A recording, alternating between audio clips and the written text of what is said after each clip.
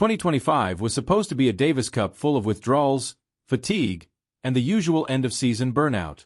What nobody expected was that Alexander Zverev, one of the biggest critics of the new Davis Cup format, would suddenly become the emotional engine of Germany, the dramatic center of the tournament, and the player who completely changed the atmosphere in Bologna.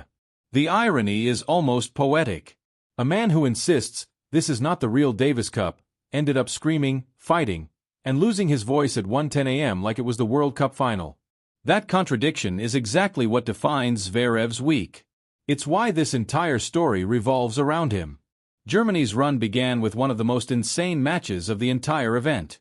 A 12-10 super tiebreak win over Argentina in doubles, decided after 3 saved match points, endless rallies, and a stadium that didn't know whether to breathe or collapse. Zverev, wrapped in a German flag on the bench, couldn't even watch. His face buried in his hands, his voice gone, his energy drained. After the match he confessed with a half-smile. "I have no voice.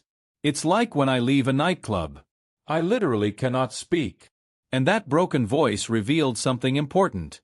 For the first time in a long time, Zverev was all in for his team. Which is shocking, because he had been brutally clear. He hates the new Davis Cup format, misses the old one, believes this version feels like an exhibition, and only showed up for one reason. "My teammates told me they only have 1 or 2 years left to try to win it. I came for them. Only for them." A man who rejected the tournament became its beating heart. And while Alcaraz and Sinner have dominated the global tennis narrative, Zverev has lived in a strange limbo. World number 3, but no Grand Slam, constantly overshadowed by the new super rivalry, battling his own mental storms, including that famous confession. "I feel very, very alone in life." He came to the Davis Cup looking for something you don't find on the ATP Tour. A sense of purpose, a reason to fight, a place where he still matters. He didn't expect to find it in a tournament he claims is no longer the Davis Cup. But he did. His singles match against Francisco Cerundolo was a mental war. 6-4, 7-6, both playing at the limit, almost no cheap errors, tension you could cut with a knife. Zverev held everything together. The nerves, the pressure, the weight on his shoulders.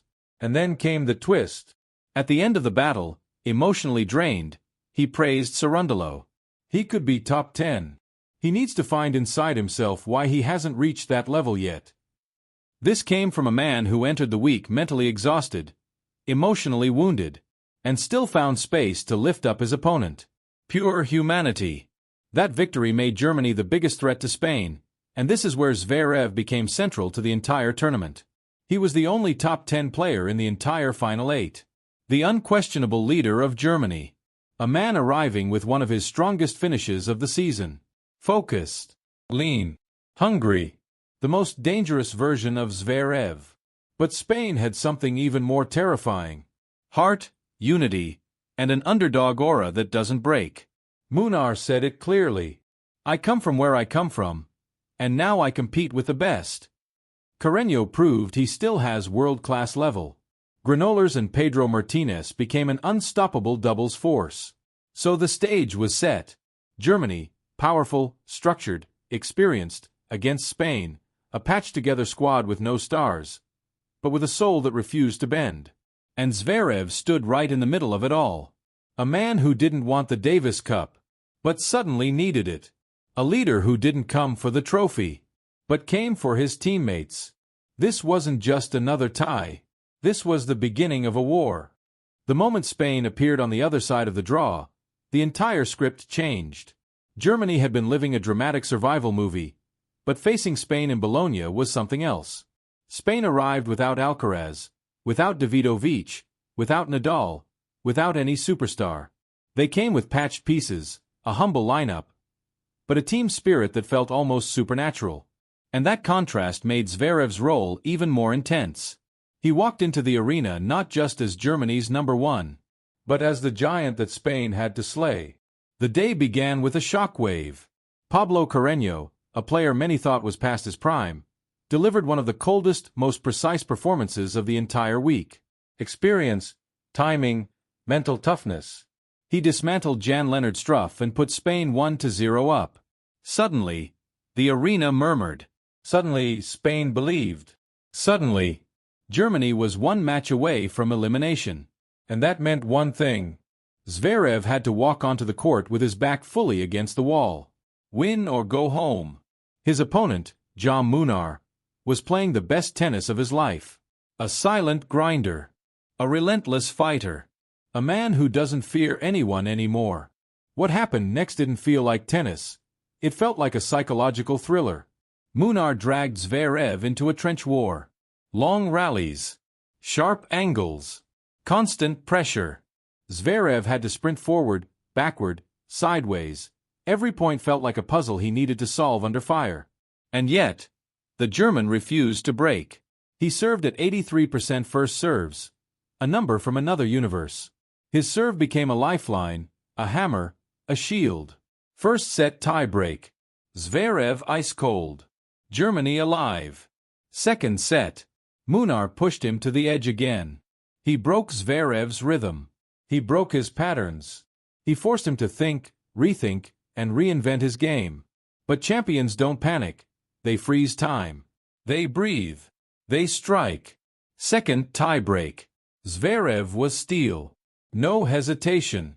No fear. He delivered under pressure the way only giants do. Germany 1-1. The tie heading to doubles. Yet what happened after the match was even more revealing. Zverev, exhausted, drenched in sweat, and almost unable to speak, sat down and did something nobody expected. He praised Munar like a mentor, not a rival. He has improved a lot. His serve is incredible. He runs like no one. It's fantastic to see his progress. Those words didn't come from the arrogant version of Zverev we sometimes see on tour. They came from the human version, the one who respects the grind, the struggle, the growth. The cameras zoomed in on his face as he sat down on the bench. Head down, chest pumping, a man completely emptied out. But his eyes showed pride. The pride of a leader who did his job when everything depended on him. This wasn't ATP Zverev. This wasn't the man who complains about formats, courts, schedules. This was Sasha, the fighter, the teammate, the guy who stays until his voice breaks, the guy who carries a nation on his shoulders. Germany needed him, and he answered. But the nightmare was only beginning, because everything was now in the hands of doubles. The same scenario where Germany had barely survived Argentina, and where Spain had destroyed the Czech Republic. Granollers and Pedro Martinez stepped onto the court like a pair forged in fire. Not nervous. Not overwhelmed. Ready. Germany, on the other hand, carried the weight of desperation. And as Zverev watched from the bench, unable to intervene, unable to help, he experienced the one feeling every champion fears. When the destiny of your team is no longer in your hands. Spain came out firing. Aggressive at the net. Sharp returns. Unbreakable energy. 6-2. Germany stunned. The second set was a street fight. Tight, tense, brutal. Germany pushed it to a tiebreak. But Spain refused to blink. 7-6. Spain in the final. And Zverev? He sat there in silence, defeated, empty, but respected. Because that night, even in defeat, he proved he's still dangerous. He proved he's still a leader.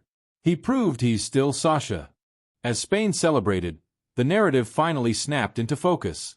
This wasn't just a tennis match. It was a psychological portrait of Alexander Zverev. A portrait nobody expected. Because for years, Zverev has lived trapped between two worlds. Too good to be ignored. Not good enough to dethrone Alcaraz or Sinner. A world-class player, but without the validation of a Grand Slam. A top 3 ranking, but overshadowed by two 22-year-olds rewriting tennis history. He spent the last 3 seasons absorbing blows from both sides. Alcaraz beating him in emotional epics. Sinner crushing him in big stages. Critics yelling that his moment passed. And younger players calling him the final boss of ATP 250s. By the time Davis Cup arrived, Zverev was a man searching for purpose. And ironically, he found that purpose where he least believed in it. A format he openly despises. A competition he claims is no longer the real Davis Cup. A week he nearly skipped. Yet here he was, bleeding for his team, breaking his voice in the bench, running on fumes, and carrying Germany on his shoulders like it was 1990 again. And something changed inside him. You could see it in small gestures. How he hugged Krawietz and Poots after the Argentina miracle. How he clenched his fist towards the German bench after every big point. How he sat on the floor, destroyed, after beating Munar, but refused to leave until he congratulated Spain. This wasn't the Zverev who complains about crowds, who argues with umpires, who gets lost in frustration. This was a leader, a man people follow, even when he thinks nobody should. And when he spoke about Munar after their match, the tone was different. Calm, reflective, almost fatherly. He's improved a lot. Runs like no one. It's great to see his progress. That line hit everyone. Because it came from a player who's been fighting his own mind for years. A player who once admitted in an interview, "I feel very, very alone in life." And suddenly, in the Davis Cup, he didn't look alone anymore. He looked surrounded by meaning. But for Zverev, the biggest demons appear when he can't control the outcome. And that moment arrived the second he sat on the bench for doubles. He had done his job. He had pushed Germany to the edge of hope. He had forced the tie to the final battle. But here, his racket couldn't save them. His serve couldn't rescue them. His fight couldn't influence anything. He just had to sit, to watch, to wait. And that is torture for a champion. The cameras showed him rocking forward, elbows on his knees, eyes fixed on the court but barely blinking. The face of a man who can't intervene in the war he helped create. Every mistake from his team felt like a punch. Every Spanish volley felt like a warning. Every tiebreak point felt like destiny slipping away. By the time Spain won the decisive point, the shot of Zverev said it all. A deep exhale. A look to the floor. A jaw tightening in frustration. His entire body collapsing from the emotional weight. Not anger. Not ego. Just heartbreak. Germany was out. Spain was through. And Zverev was left with the most painful feeling an athlete can experience. Giving everything, and still not being enough. Yet that moment, that raw, fragile, honest image, did something powerful. It humanized Alexander Zverev in a way tennis hadn't seen in years. No controversies. No drama. No pressure. Just a man fighting for something bigger than himself. And the world watched a version of Sasha that people can finally root for again. A warrior. A teammate. A leader. A man trying to rewrite his own narrative in a tennis era dominated by two monsters. This wasn't the end of his story. It was the beginning of a new chapter. The moment Germany fell and Spain celebrated, something shifted in the atmosphere of world tennis. Something that goes far beyond one tie, one doubles match, or one semifinal. Because what Alexander Zverev showed in Bologna was not just emotion. It was relevance. And that matters. 4 months. The conversation has been simple. Alcaraz versus Sinner. The rivalry of the decade. The new Federer, Nadal. Two young titans shaping the future. And Zverev? A footnote. A secondary character. A giant stuck outside the golden narrative. But after this Davis Cup run, that narrative cracks open. Because Sasha Zverev didn't just compete, he became the emotional anchor of the entire tournament. A leader. A fighter. A man with a story worth telling again. While Spain marched into the final, the tennis world did something it hadn't done in years. It looked at Zverev not as the third wheel, but as a legitimate force in this era. A man with bruises, flaws, weight on his shoulders, but also fire, resilience, tactical maturity, and a version of mental grit nobody saw coming. In a season dominated by the Alcaraz-Sinner rivalry, Zverev re-entered the stage the only way he knows how, by suffering more than everyone else, and refusing to break.